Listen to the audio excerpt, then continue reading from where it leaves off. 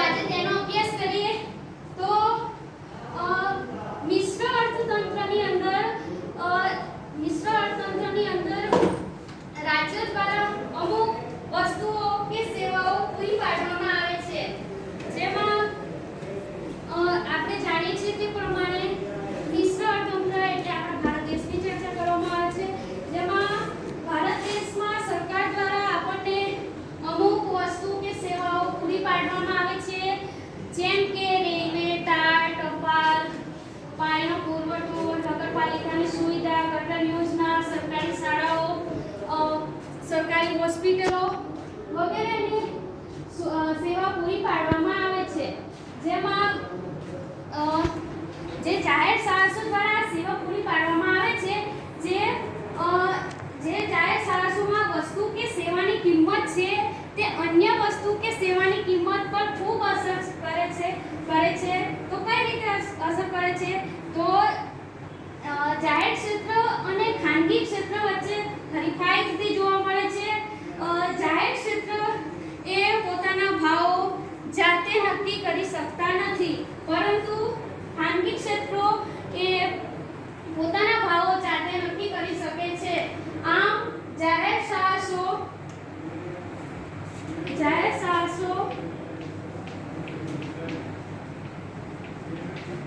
માટે ભાવ નીતિ નક્કી કરવા માટે પણ એકમલક્ષી અર્થશાસ્ત્રનો અભ્યાસ ખૂબ મહત્વપૂર્ણ સાબિત થાય છે. આમ આપણે એકમલક્ષી અર્થશાસ્ત્રનો અંદર બીજા મહત્વની અંદર રાજ્યની આર્થિક નીતિનું મૂલ્યાંકન કરી વિશ્લેષણાત્મક સાધનો પૂરા પાડે છે. ત્યારબાદ એકમલક્ષી અર્થશાસ્ત્રનું આપણે ત્રીજું મહત્વ જોઈશું, જેમાં રાજ્યના એકમલક્ષી અર્થશાસ્ત્ર એ રાજ્યના સાધનોની કાર્યક્ષમ રીતે ફાળવણી કરી સ્થિરતાપૂર્વકનો વિકાસ હાંસલ કરવા માટે પણ ખૂબ ઉપયોગી નીવડે છે. તો રાજ્યના સાધનોનું કાર્યક્ષમ રીતે ફાળવણી કરી વિશ્લેષણાત્મક સાધનો કઈ રીતે પૂરા પાડે છે? તો ઉત્પાદનના 4 સાધનો છે: જમીન, મૂડી, શ્રમ, નિયોજક.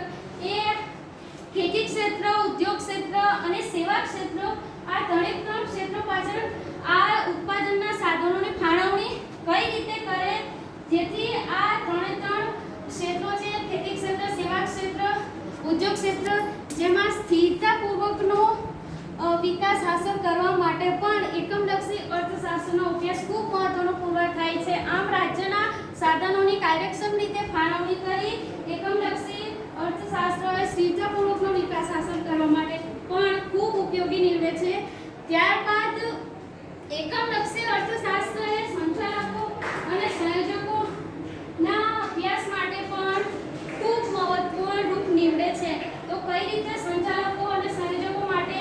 તો સંચાલકો અને સંયોજકો માટે એમની પાસે મર્યાદિત સાધનો છે, જેમના વડે મહત્તમ ઉત્પાદન કઈ રીતે આપણે હાંસલ કરી શકીએ છીએ, જેથી ઉત્પાદનના સાધનોને તે અંગેનો અભ્યાસ કરવા માટે પણ એકમલક્ષી અર્થશાસ્ત્રનો અભ્યાસ ખૂબ મહત્વપૂર્ણ સાબિત થાય છે. ત્યારબાદ સંચાલકો અને સંયોજકો છે કે તેમની માટે માંગ આગાહી અને જે વસ્તુનું ઉત્પાદન કરે છે તે માટે ઉત્પાદન ખર્ચ અંગેની ગણતરીનો અભ્યાસ પણ એકમલક્ષી અર્થશાસ્ત્રના અભ્યાસ દ્વારા આપણે જાણી શકીએ છીએ.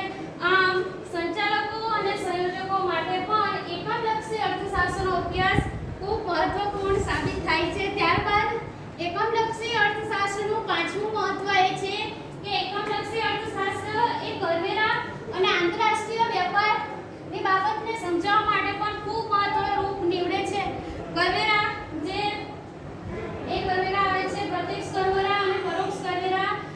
પ્રત્યક્ષ કરવેરા જેની પર કર નાખવામાં આવે તે વ્યક્તિ જેને ભરે તેને પ્રત્યક્ષ કરવેરા, અને પરોક્ષ કરવેરા જે વસ્તુ કે સેવાના સંદર્ભની અંદર જે કરવેરા લેવામાં આવે છે તેને પરોક્ષ કરવેરા કહેવામાં આવે છે. તો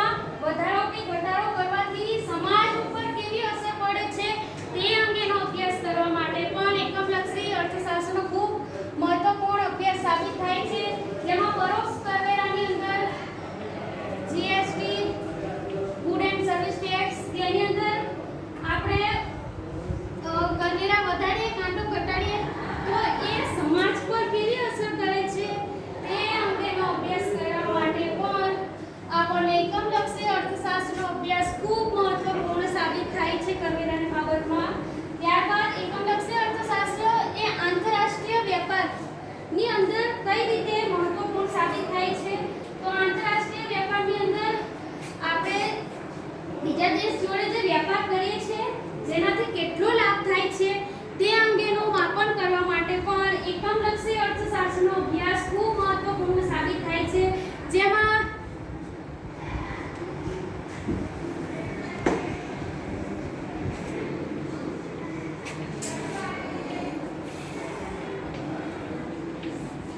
જેમાં વિનિમય આંતરરાષ્ટ્રીય વેપારની અંદર વિનિમય દર નક્કી કરવા માટે પણ એકમલક્ષી અર્થશાસ્ત્રનો અભ્યાસ ખૂબ મહત્વનો છે. વિનિમય દરની અંદર અમેરિકાના $1 બરાબર ભારતના કેટલા રૂપિયા